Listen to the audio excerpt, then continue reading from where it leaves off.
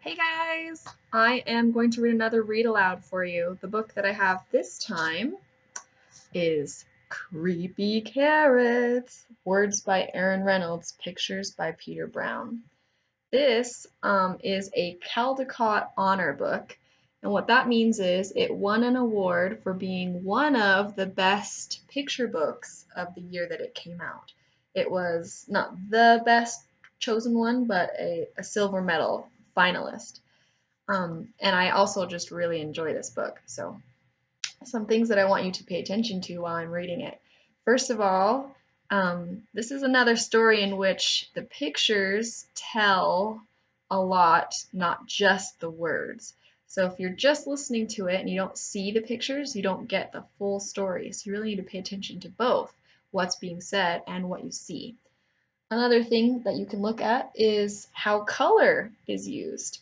How did the artist, the illustrator, choose to use color, and maybe think about why. On the cover page already you can tell there's not a lot of color. We've got gray and we've got orange. So maybe think about why. Why did he do that?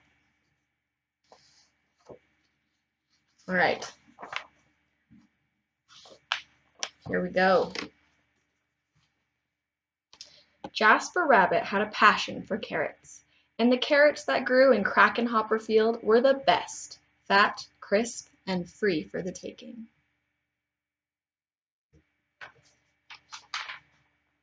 He pulled some for a morning snack on the way to school. He yanked out a few on his way to Little League practice. He ripped them from the ground on his way home at night. Jasper couldn't get enough carrots.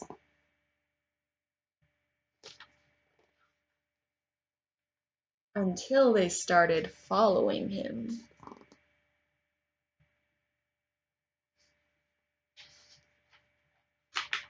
He first noticed something strange after the big game against the East Valley Hares. Jasper was about to help himself to a victory snack when he heard it, the soft, sinister tug-tug-tug of carrots creeping.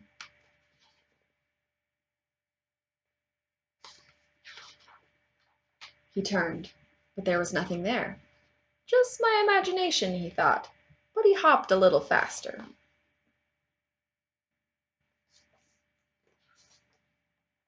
That night, as he was brushing his teeth, there they were! Jasper whipped around, but nothing. He laughed at himself, picked his toothbrush off the floor, and went to bed, quickly. Notice how they're using color again. The next morning he approached Krakenhopper Field slowly. He reached for 2 wild carrots. Nothing happened.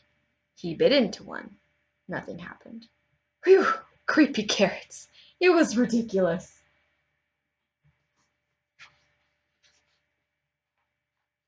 But when he arrived home that evening, "Mom, Mom!" Jasper screamed. "Creepy carrots in the shed!" I'm going to zoom in here so you guys can see. His mom opened the door slowly. There weren't any carrots, not even the regular kind. "There are no such things as creepy carrots," Mom said, shaking her head.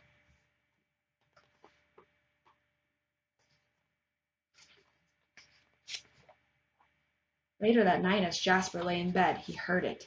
Breathing. Terrible, carroty breathing. And there, on his wall!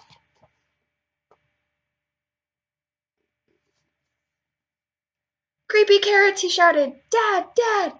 His dad thumped into his bedroom and threw on the light.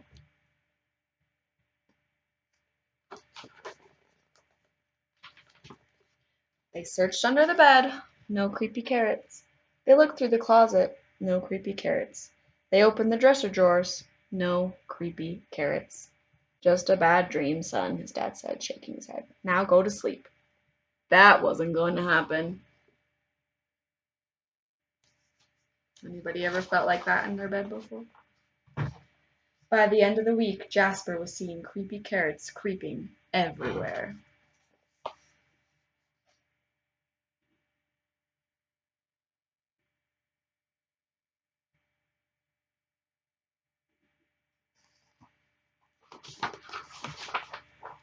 Jasper knew his parents were wrong. Creepy carrots were real, and they were coming for him.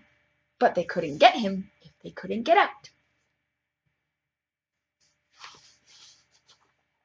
Jasper hatched a plan. First thing on Saturday, he grabbed supplies and headed to Krakenhopper Field. There's a lot going on in these pictures, so I'll show you kind of what's happening here.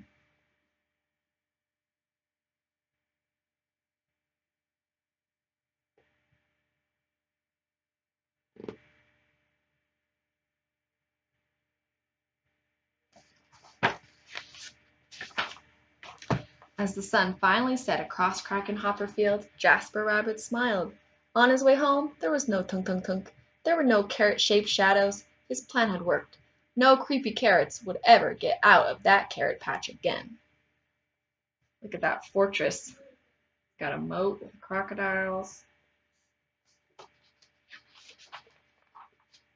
And as the sun finally set, the carrots of Krakenhopper Field